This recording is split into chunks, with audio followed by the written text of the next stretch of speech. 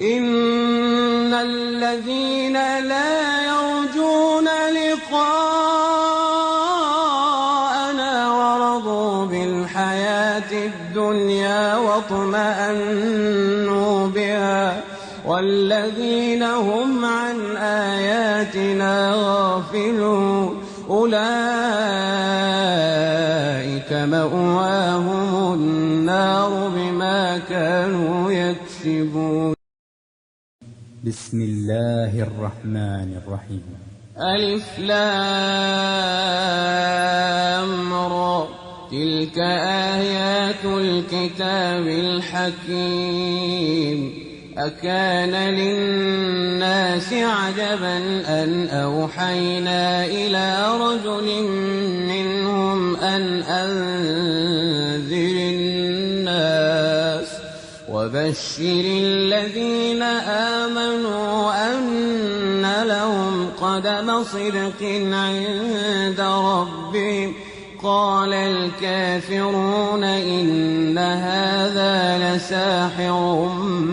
مبين. إن ربكم الله الذي خلق السماوات والأرض في 6 أيام ثم استوى على العرش يدبر الأمر ما من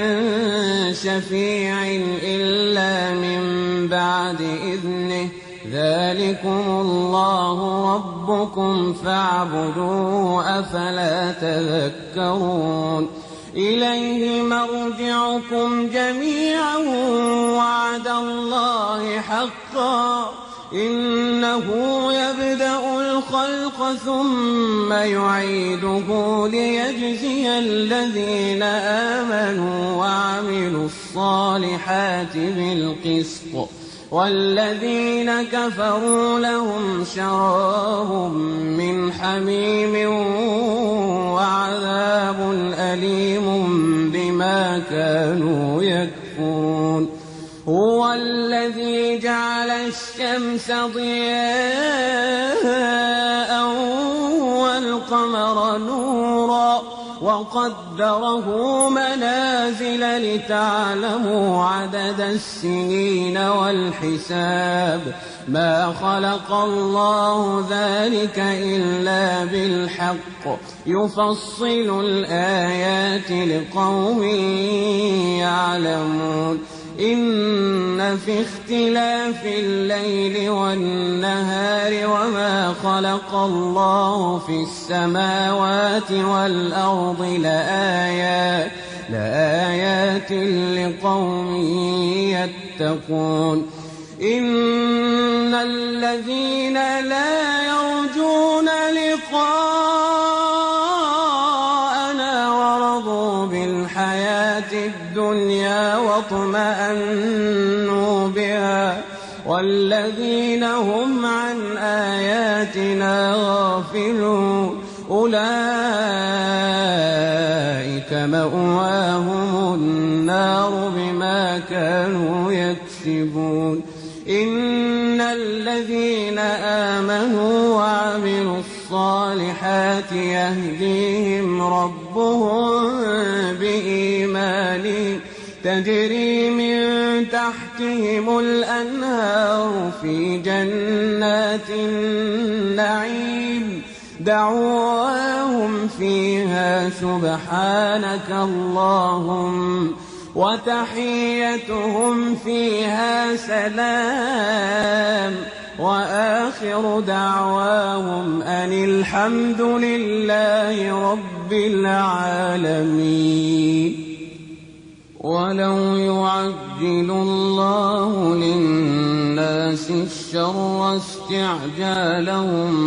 بالخير لقضي إليهم أجلهم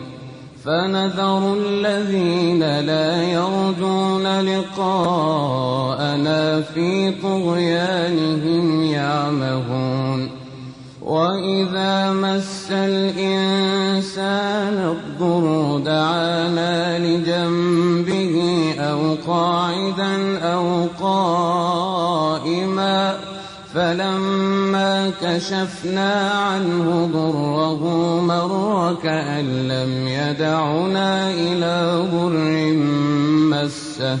كذلك زين للمسرفين ما كانوا يعملون ولقد أهلكنا القرون من قبلكم لما ظلموا وجاءتهم رسلهم بالبينات وما كانوا ليؤمنوا كذلك نجزي القوم المجرمين ثم جعلناكم خلائف في الأرض من بعدهم لننظر كيف تعملون وإذا تتلى عليهم آياتنا بينات قال الذين لا يرجون لقاءنا ائت بقرآن غير هذا أو بدله قل ما يكون لي أن أبدله من تلقاء نفسي إن أتبع إلا ما يوحى إلي إني أخاف إن عصيت ربي عذاب يوم عظيم قل لو شاء الله ما تلوته عليكم ولا أدراكم به فقد لبثت فيكم عمرا من قبله أفلا تعقلون فمن أظلم ممن افترى على الله كذبا أو كذب بآياته إنه لا يفلح المجرمون ويعبدون من دون الله ما لا يضرهم ولا ينفعهم ويقولون هؤلاء شفعاؤنا عند الله قل أتنبئون الله بما لا يعلم في السماوات ولا في الأرض سبحانه وتعالى عما يشركون وما كان الناس إلا أمة واحدة فاختلفوا ولولا كلمة سبقت من ربك لقضي بينهم فيما فيه يختلفون ويقولون لولا أنزل عليه آية من ربه فقل إنما الغيب لله فانتظروا إني معكم من المنتظرين وإذا أذقنا الناس رحمة من بعد ضراء مستهم إذا لهم مكر في آياتنا قل الله أسرع مكرا إن رسلنا يكتبون ما تمكرون هو الذي يسيركم في البر والبحر حتى إذا كنتم في الفلك وجرين بهم بريح طيبة وفرحوا بها جاءتها ريح عاصف وجاءهم الموج من كل مكان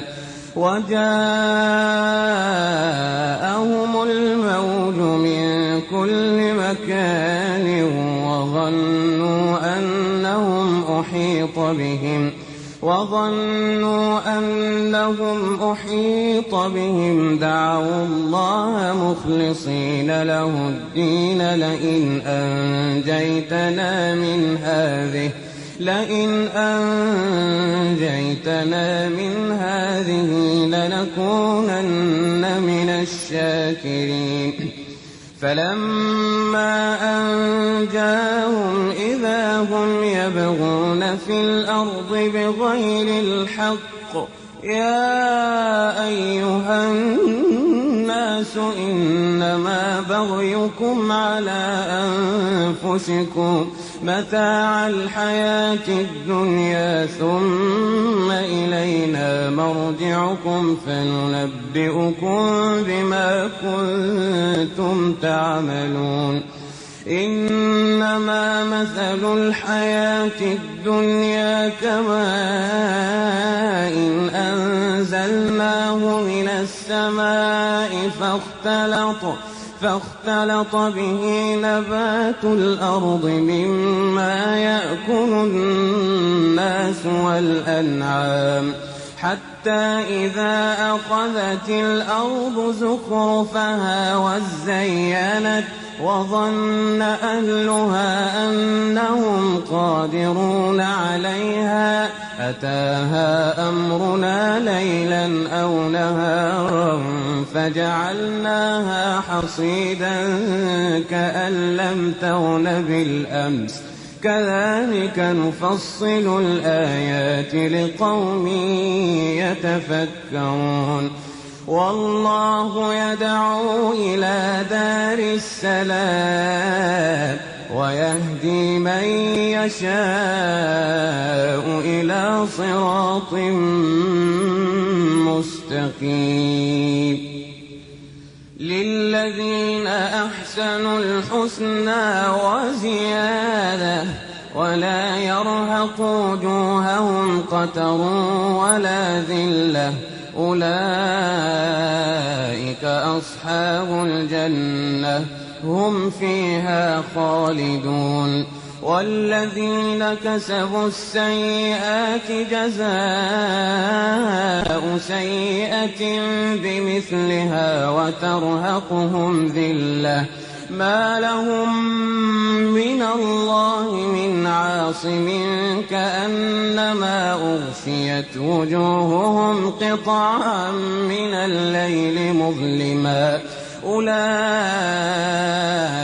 أصحاب النار هم فيها خالدون ويوم نحشرهم جميعا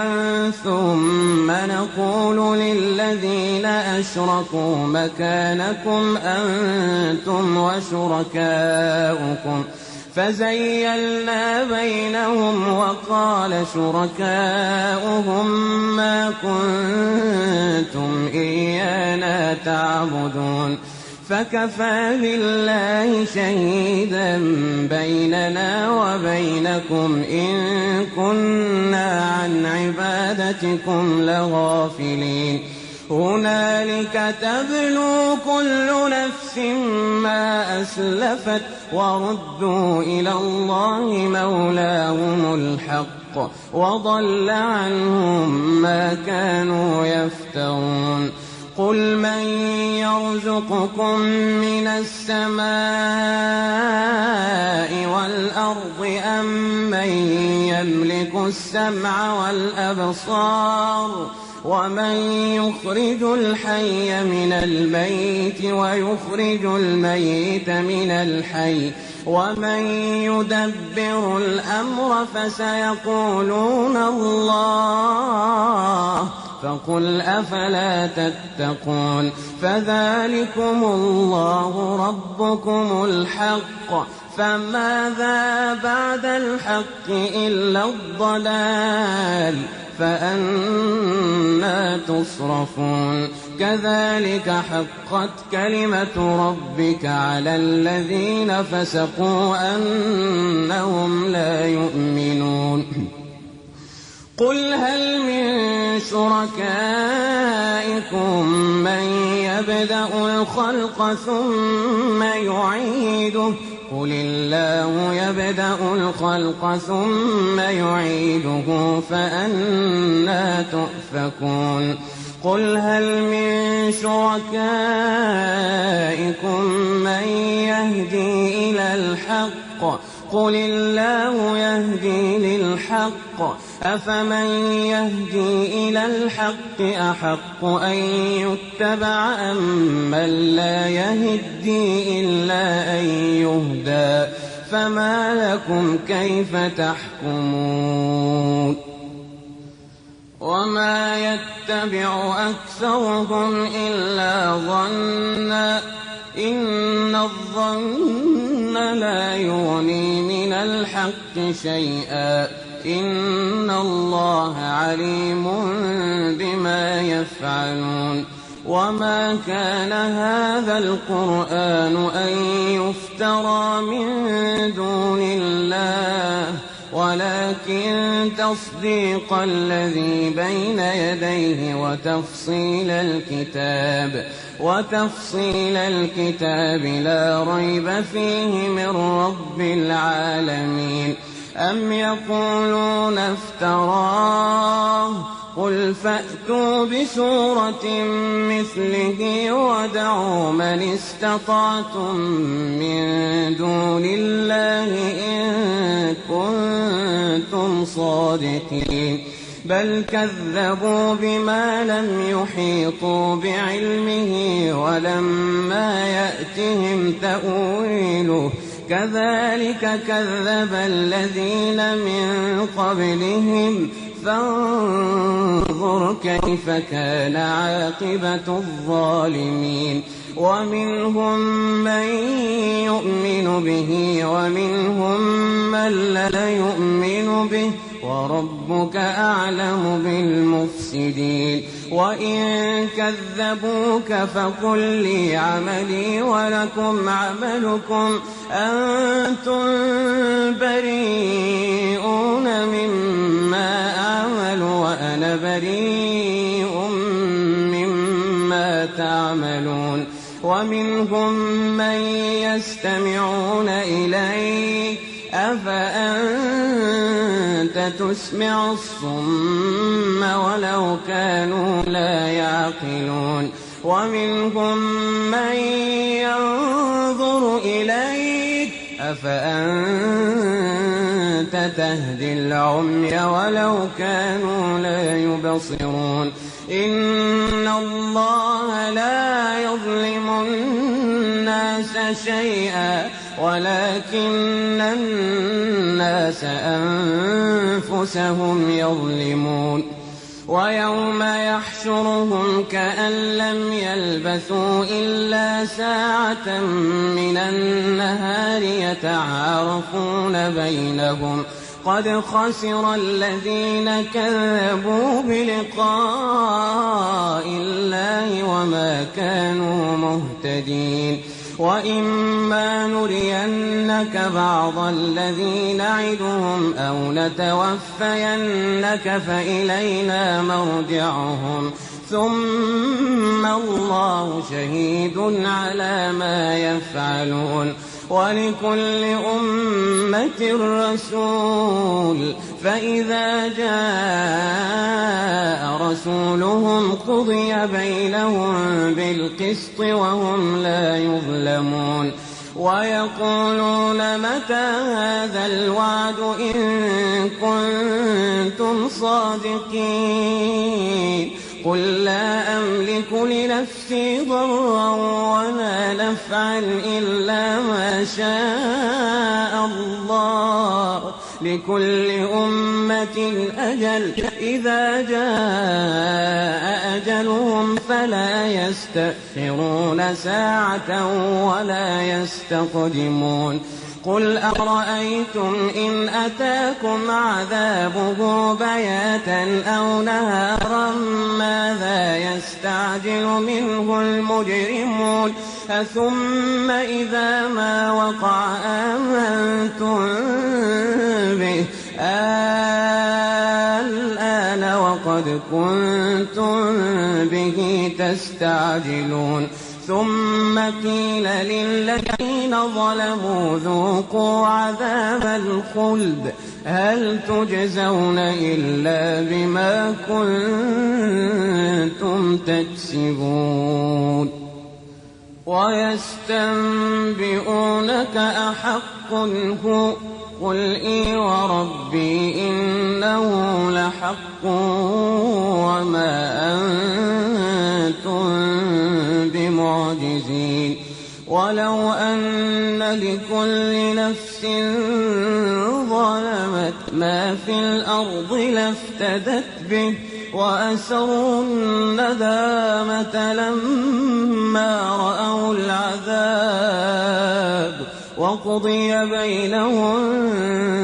بالقسط وهم لا يظلمون ألا إن لله ما في السماوات والأرض ألا إن وعد الله حق ولكن أكثرهم لا يعلمون هو يحيي ويميت وإليه ترجعون يا أيها الناس قد جاءتكم موعظة من ربكم وشفاء لما في الصدور وهدى ورحمة للمؤمنين قل بفضل الله وبرحمته فبذلك فليفرحوا هو خير مما يجمعون قل أرأيتم ما أنزل الله لكم من رزق فجعلتم منه حراما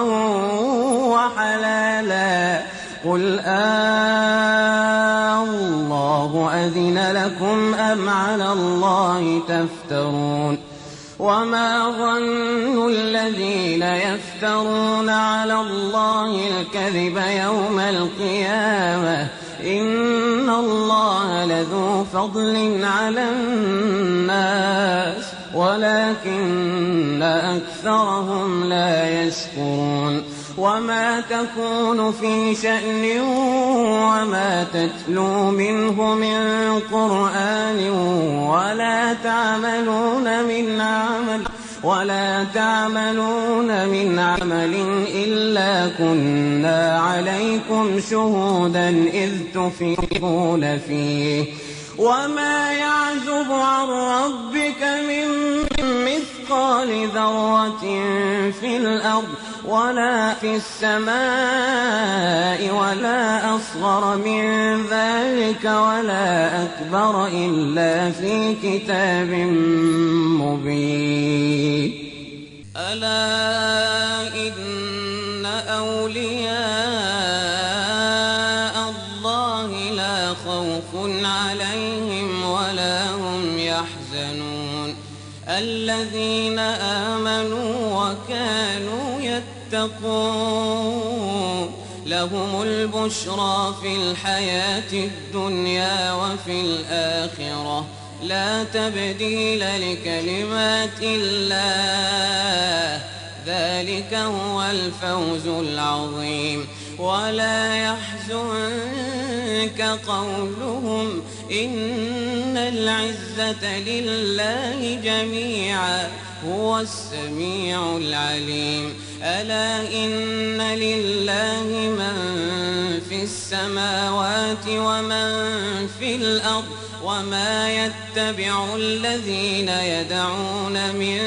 دون الله شركاء إن يتبعون إلا الظن وإن هم إلا يخرصون هو الذي جعل لكم الليل لتسكنوا فيه والنهار مبصرا إن في ذلك لآيات لقوم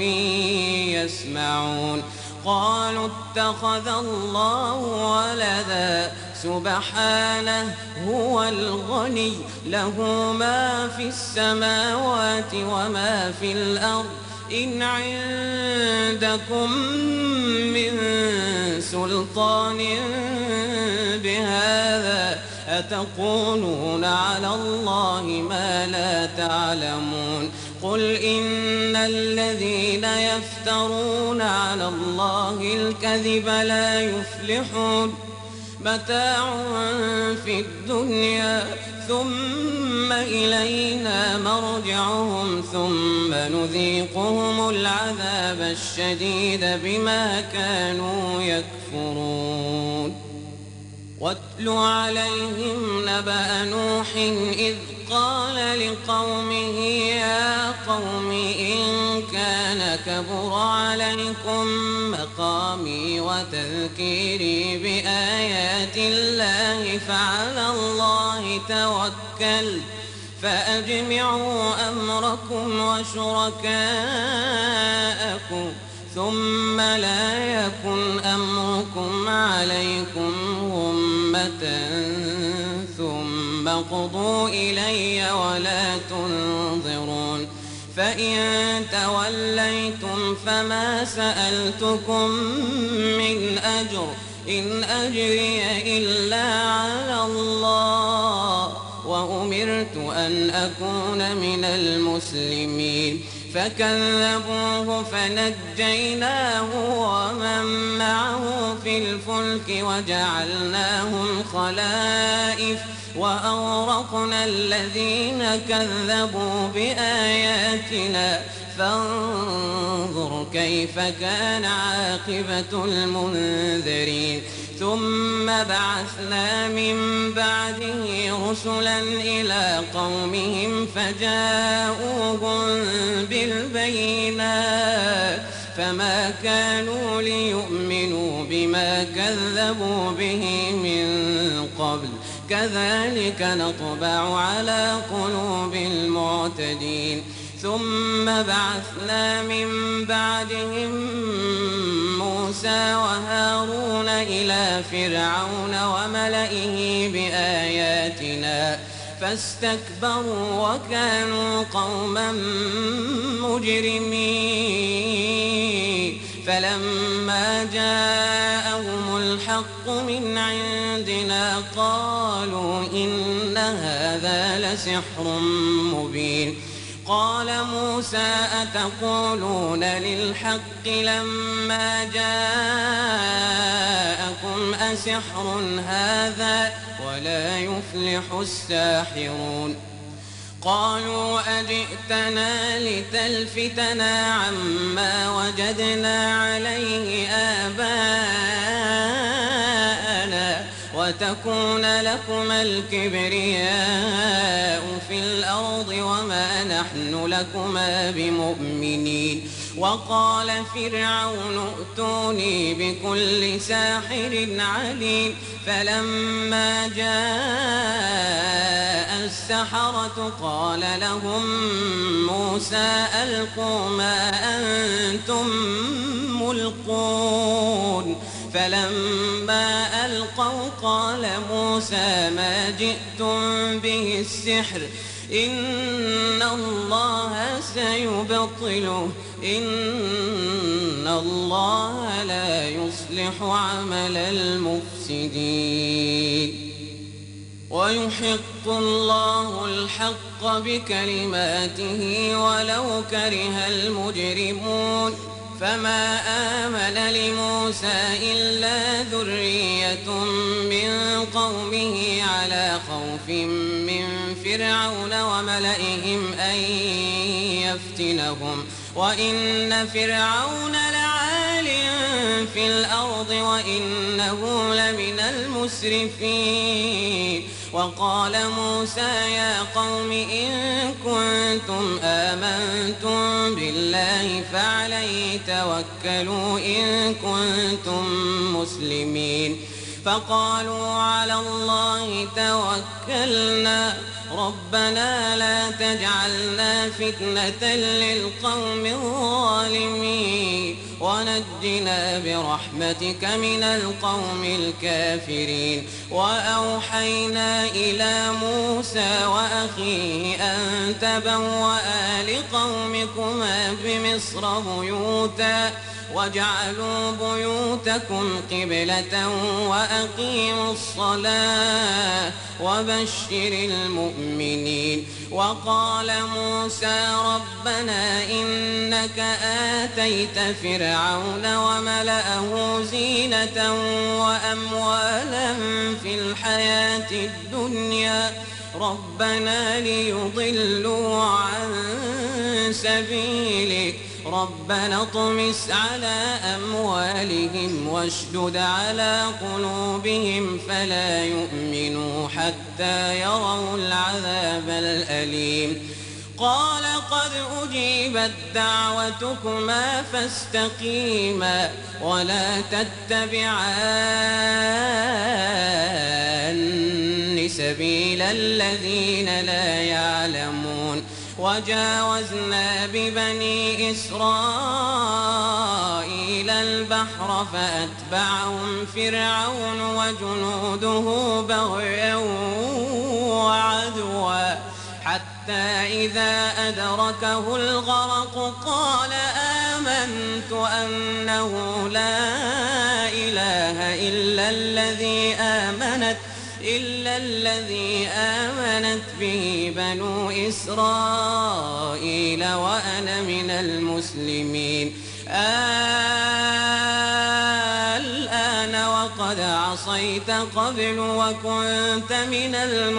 المفسدين فاليوم ننجيك ببدنك لتكون لمن خلفك آية وإن كثيرا من الناس عن آياتنا لغافلون. ولقد بوأنا بني إسرائيل مبوأ صدق ورزقناهم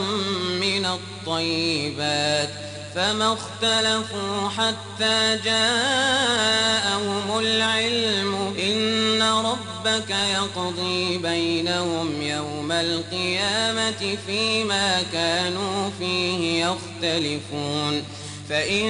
كنت في شك مما أنزلنا إليك فاسأل الذين يقرؤون الكتاب من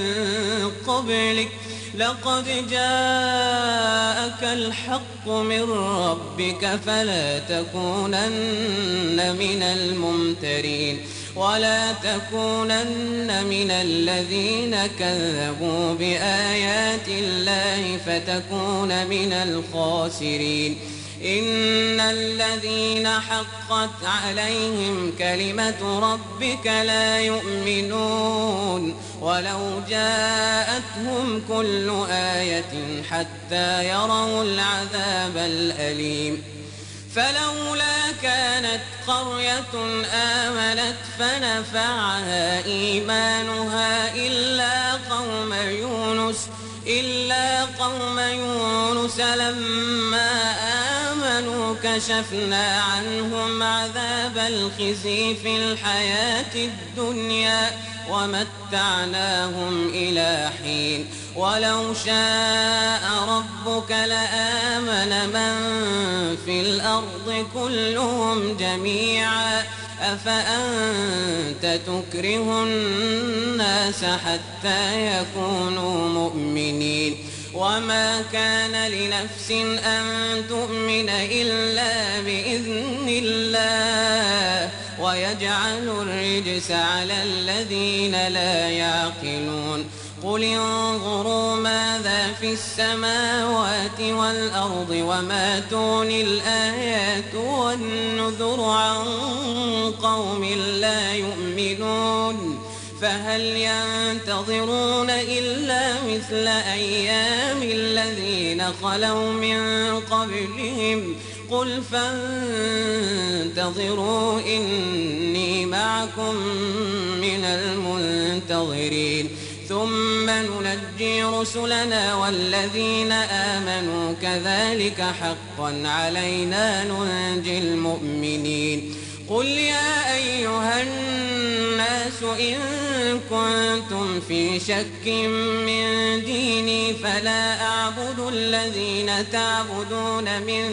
دون الله ولكن أعبد الله الذي يتوفاكم وأمرت أن أكون من المؤمنين وأن أقم وجهك للدين حنيفا ولا تكونن من المشركين ولا تدع من دون الله ما لا ينفعك ولا يضرك فإن فعلت فإنك إذا من الظالمين وإن يمسسك الله بضر فلا كاشف له إلا هو وإن يردك بخير فلا راد